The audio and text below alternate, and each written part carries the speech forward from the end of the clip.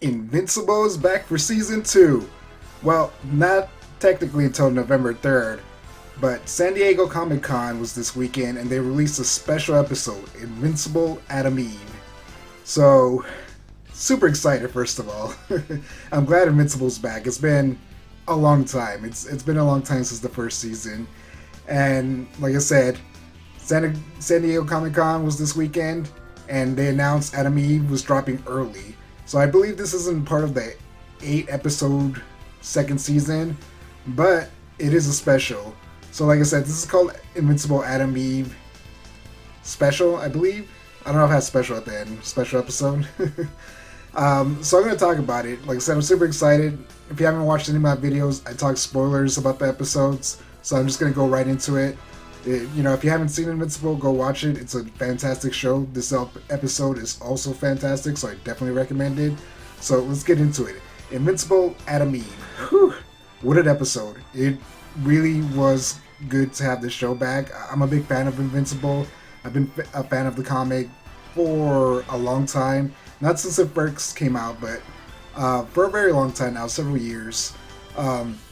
And I'm very familiar with the story. So this episode is based off a 2-issue miniseries called, I want to say it's Invincible Presents Adam Eve, which tells her origin story.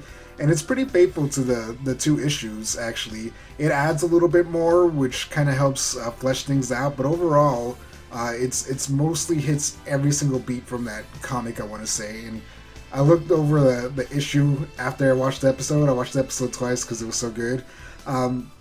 But yeah, it's a fantastic episode. Like I said, it's Adam Eve's origin. So this episode starts with the Lizard League attacking a facility. And then all of a sudden, the Guardians of the Globe, show up to fight them. Letting us know that this is before the start of Invincible.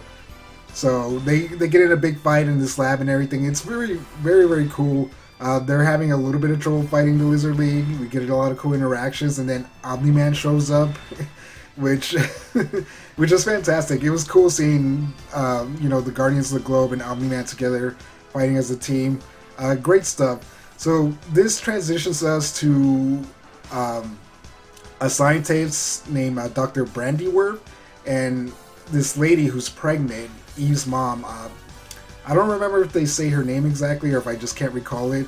But they're escaping this facility. So in this facility, she was there being experimented on to have a super baby, which would end up being Eve.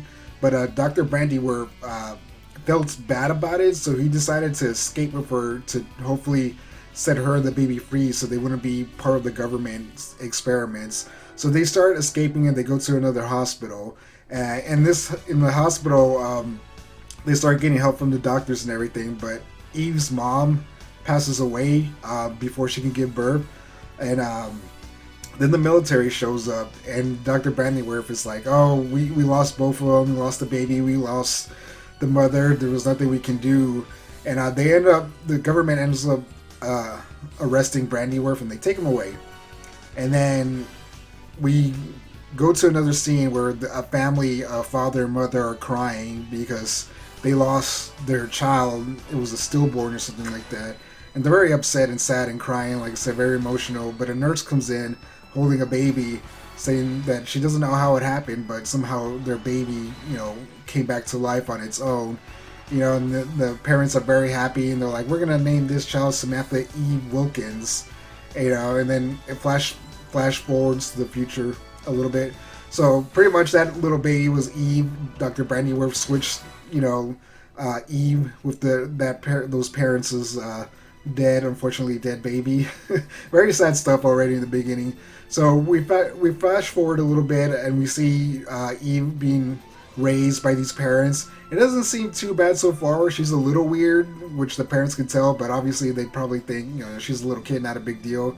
But then she gets to a certain age and they're just kind of very upset about it, especially Eve's dad, who's just a piece of he's a piece of junk. He's a horrible fucking father, horrible person. But we get to the point where they go on a date and Eve's babysitted by this guy who's studying for a science test, and he realizes that all these weird things Eve's is doing because she's been like drawing a bunch of little pictures and making molecules and everything like that. Um, so he realizes that that's what she's doing. She's drawing molecules and all kinds of atoms and whatnot. And he's like, she's a very intelligent person. And she tells the parents, which the dad is skeptical, but the mom was like, it's a possibility. So they take her to a school to take a test, which she aces because part of the experiments lets her understand how things are made up of atoms and everything and how they work together and bond and work. So she ends up going to this school, which she freaking hates, of course, because she feels like an outsider. And it's kind of her story. She just feels unaccepted and as an outsider because she has these special abilities and special knowledge, and no one ever seems to accept that, not even her parents. So she ends up actually making a friend, the neighbor across the street. I forget her name. I think it was like Java or something. Um, and they become really good friends. And it flashes forward a little bit more to the when Eve is the age of 12, and they've been friends for a good while. And this is when Eve's powers start coming in. Like she gets grounded and she gets into her room and she's studying a textbook and she accidentally turns it to glass, and then she freaks out. She's like, "Oh my god!" and she turns it back to normal. And then her mom brings her this disgusting sandwich, which Eve's just like, "I wonder." Like you can tell her thinking, she's like, "I wonder if I can change this to something delicious." And she changes it to a hamburger and she takes a bite and it's amazing. She's like, "Oh wow!" So the next day she goes to her friend. They have like this little treehouse. They go to the treehouse and Eve kind of shows off her power. She's like, "I can change things into whatever I want. I can create things out of nowhere," like her pink little energy stuff. And her friend freaks out. She's like, "No, this is not okay. It's not normal." And they end up stop being friends, which really hurts Eve. You know, it's damaging. Again, someone who was really close to her just doesn't accept her for who she is, which is the through line of this episode again. So a little time passes. I don't think it's a lot of time, and Eve decides that she's going to use these powers to, I guess, be a vigilante. She goes out and she stops some criminals from stealing dogs from this pound or animals from this pound so they can resell them to some horrible lab to experiment on them. And she goes out a few times, and Brandy Worth finally confronts her, and he's like, "You need to stop using your powers." And she's like, "Get away from me, creep." And he's like, "I know who you are. I know who your mother was. I know how you came to be." And at first she's like, "Whatever. I don't want to hear from you." Oh no, they start talking, and he starts explaining a little bit, and he hears something, which ends up being a drone. And he's like, "It's not safe. You need to go. Just stop using your powers. I'm telling you. If you do, the government will find you." So Eve doesn't really listen, but she does want to know more about her past. So she starts looking for Brandyworth and still fighting crime.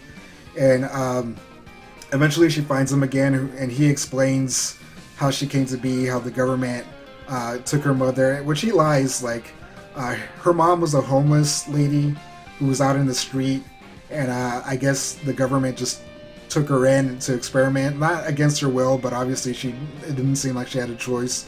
But he pretty much tells Eve that she was like his lab assistant who volunteered for it and everything like that, just to, I guess, make her feel a little bit better about who her mom was. And they have a conversation and everything. Like I said, he explains everything that happened, how he tried to save her and her mom, but it didn't work out. And she's just like, "Well, I'm gonna use my powers regardless."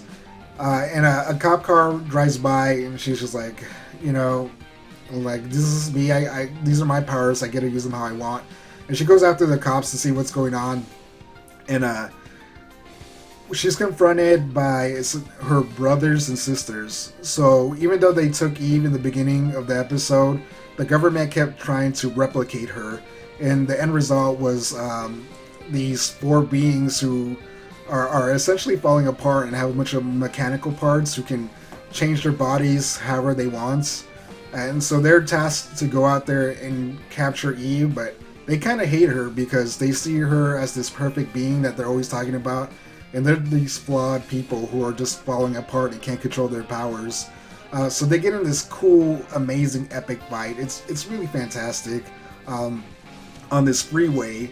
I think in the comic book it happens in the mall, but I think the freeway works better because it's a better action piece. Very cool. Like I said, they start fighting, and when she's fighting her brothers and sisters, they're slowly falling apart and dying. And then it ends up just being her and her younger brother, who's the second oldest, as they fight. And then Brandy Worf comes in and to save Eve from one of the siblings, and the eldest brother, like I don't know if they say their names. I think they're just like Project 2, 3, 4, and 5 or something like that. I want to say not necessarily Project, but it's something like that. They're just numbered. They don't have actual names. But the second one, he throws Brandy Worf off a bridge, and Eve saves him, and it puts her in a bad position.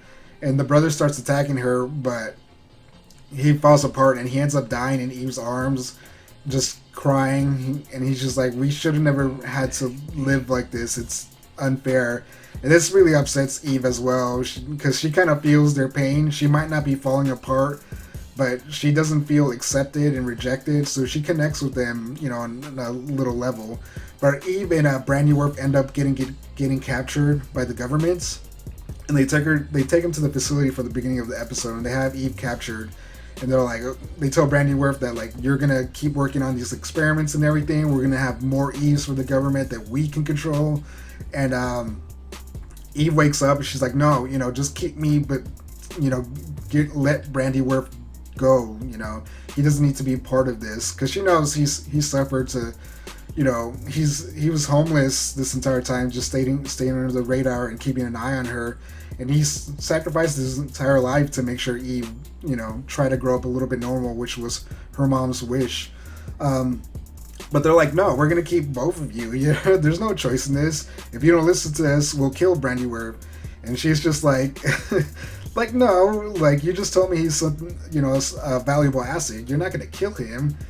They're like, we don't really care. And they end up revealing that they still have Eve's mom alive. She's like in this tube. She has all these mechanical, things all over her. She's barely alive. Like, it looks like she's brain dead, and she's just, able to produce children. That's how they created Eve's brothers and sisters. They, I guess, essentially forced her to have more children, but they were not perfect like Eve was. Each one was less perfect as, they were born. So this upsets Brandy Worf a lot, because I don't know if they say it, or if it's really implied, but I don't know if he loved her, but he definitely cared about Eve's mom a lot. He loved her in some capacity, so it upsets him, and he starts struggling with the head government agent and his gun, and then a bunch of bullets end up firing, and they hit Eve's mom's tank, and Eve's mom's she dies, essentially, and then the government agent ends up killing Brandy Worf, and this causes Eve to freak out. She's just like, you took everything that I loved. You took people that I didn't even know I was going to love. You took everything from me. And she freaks out, and her powers fully unleash, because one of the things that Brandy Worf did was put a mental block in her, so she can't affect organic life, so living people and stuff like that. She can't change them. She can't change herself. Like, her brothers and sisters were falling apart because they were able to mess with their bodies and everything like that, but they weren't perfect, so it slowly killed them. But Eve had that mental block, so she can't alter her body or anything like that. So this kind of destroys her mental block for a little bit, and she becomes all powerful, essentially a god. And she, she's like, I am Eve Wilkins. I defy you to remember me. So she essentially destroys her memory from the head scientist and the head government agent who were hunting her down and trying to experiment on her and her brother and sisters and her mom and everything like that. And she ends up waking up because she passes out after she uses her powers, and she just kind of leaves. And we figured, like I said, the government agent wakes up and he's like, where am I? Obviously his memory was erased. It's a very cool, very awesome scene. I think it works a lot better than the comic, just because of the visuals they did. Like, she's completely going in pink, and she really looks like she's like this godlike being. Anyway, she goes back home. She hasn't been home for several hours and everything like that, and it's her birthday. And her parents are very upset, which is a little bit understandable. But she goes in the kitchen where they were going to throw like a little birthday party. And her dad, I'm assuming her dad, had eating a piece of her birthday cake, which really upsets her. She's like, I've had this hard day, and I get you guys are upset, but I come home, and were you actually worried about me, or just pissed that you wasted your time on this birthday party kind of thing?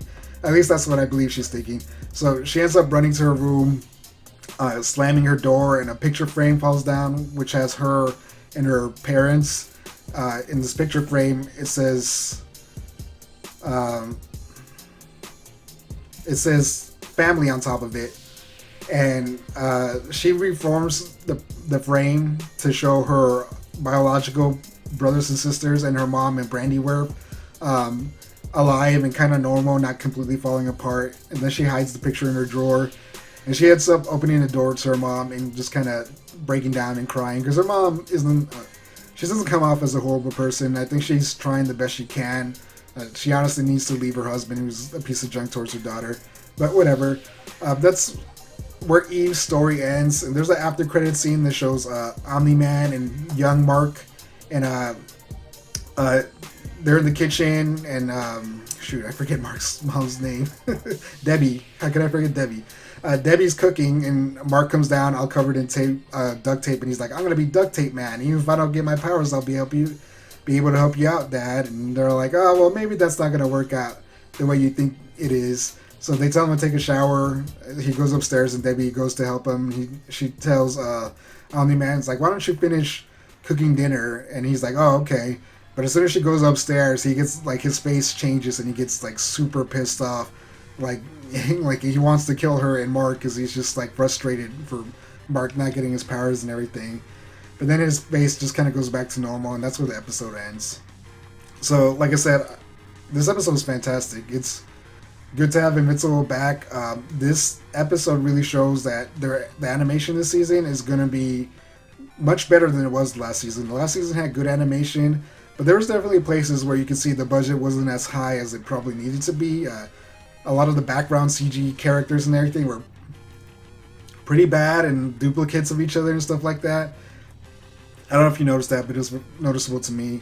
But this, episode was fantastic. It was fluid. The action scenes were just amazing. Everything well done. Everything we expected from the first season, except up a few notches, which is fantastic. I really enjoyed this story. Like I said, I was already familiar with it, but to see it animated and expanded upon was really great. Loved seeing it. I love seeing Eve's tragic story. This episode's a 9 out of 10 for me. I just absolutely loved it, and I hope they do more specials like this. With Invincible, there wasn't a lot of separate issues telling origins from a lot of the characters. There was a few pages at the end telling some of the origins of the other characters. The big one who got their own kind of issue for their origin story was Rexplode. So hopefully we get Rexplode's origin story for the next season, or maybe at the end of the season. That would be fantastic. I would love to see a lot of these other characters and everything explored. But overall, fantastic episode. Like I said, I really loved it and enjoyed it. Great stuff. I can't wait until November 3rd for the second season to officially start, so we get, the entire run. It's going to be fantastic. I just know it's going to be really good. First season was quality. This new episode is quality, so the third season has to be quality. So if you watched this episode, what did you think? Did you love it? Did you hate it? What did you think of Eve's origin story? It's some pretty dark stuff, but it makes Eve who she is. Like, she's a very strong character in person, and you see that as the show goes on. But obviously, she's suffered a lot. She does suffer. Like, we saw a little bit of her home life in the first season and how bad her dad was, but this definitely, lets us know that she was not happy there. All right. Like I said, if you liked it, let me know in the comments below. If you didn't, what didn't you like? Thank you for watching, like and subscribe, and I'll catch you in the next one. Peace out.